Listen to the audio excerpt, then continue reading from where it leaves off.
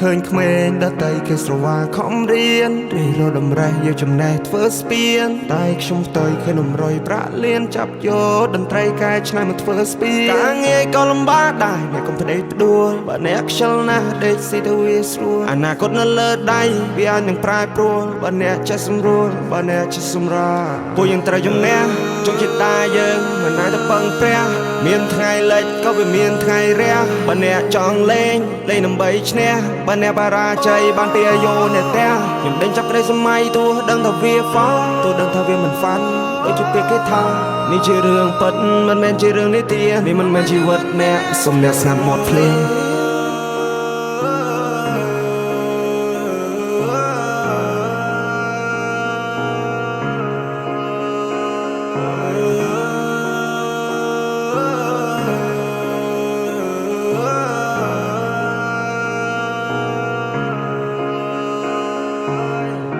ទីកន្លែងដែលមិនធ្លាប់មកត្រូវផ្ដើមសារថ្មីក៏មិនຕົកសោកអោបមហិច្ឆតាតាំងពីផ្ទះមកសច្ចាខ្លួនអញបានដួលក្រោកចិត្តធំចេញក្រៅទាំងនៅមេឃក្តៅចង់ដើរផ្សងព្រេងក៏មកជីវិតបោកបៀមទុកយ៉ាងណាក៏នៅតែទ្រាំព្រោះចិត្តចង់រកលុយតាំងពីក្មេងទឹកភ្នែកស្រកចោះអាណិតខ្លួនឯង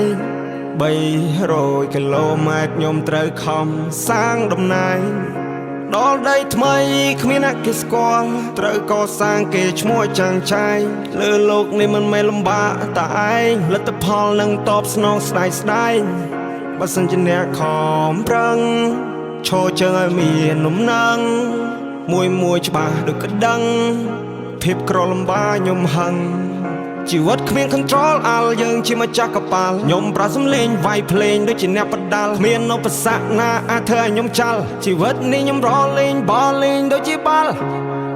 ខ្ញុំជាក្មេងម្នាក់ដែលខុសពីគេជួយចិត្តយកឧបករណ៍ភ្លេងយកមកលេងទោះអ្នកដទៃគេមើលមកខ្ញុំឃើញផ្សេងតែនេះគឺជាខ្ញុំមិនជួយចិត្តសំដែងមិនជួយចិត្តខ្លាញ់ខ្លាយជួយចិត្តសាសនាដែរឲ្យគ្រួសារ surprise នេះជាការពិតខ្ញុំមិនដោះស្លាប់តែខ្ញុំនឹងហោះឲ្យបានឆ្ងាយ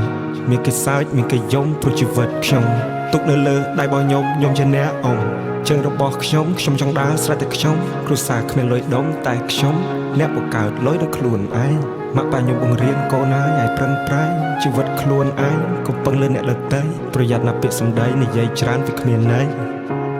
ខ្ញុំគឺជាក្មេងម្នាក់ដែលជួយចិត្តសមាសម័យចង់គេស្គាល់ឈ្មោះទេពិសិដ្ឋតាមរយៈតន្ត្រីចង់ខ្លាចទៅជាកវីដែលមានសិទ្ធិសេរីភាពពេញលេញចង់ខ្លាចទៅជាមនុស្សដែលចងចាំមិនអាចដកចេញ No one supporting me and no one believing me I just want to say fuck you cause I need nobody I come here for fight មិនមែនមកប្តេជ្ញាផ្ដួលជីវិតនេះមានច្រើនដំណាក់កាលណាស់មិនមែនស្រួល This is the message for you all ចំណុចខ្សោយមិនត្រូវបានបង្ហាញមានតែភាពក្លាហានក៏មិនអាចទៅដល់ប្រើគោលចំហខ្លួនឲ្យបានរឹងមាំប្រើចំណេះបច្ចេករាងកាយធ្វើវាមួយតើដល់ឬអ្នកគិតថាខ្ញុំមិនអនាគតខ្ញុំជាអ្នកសម្រាប់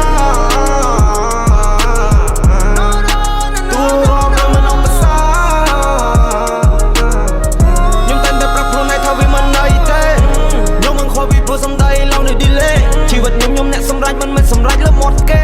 ហៅខ្ញុំមកក្មេងលេខ1ណាបតខ្ញុំអត់ទៅថប់ឃើញទេ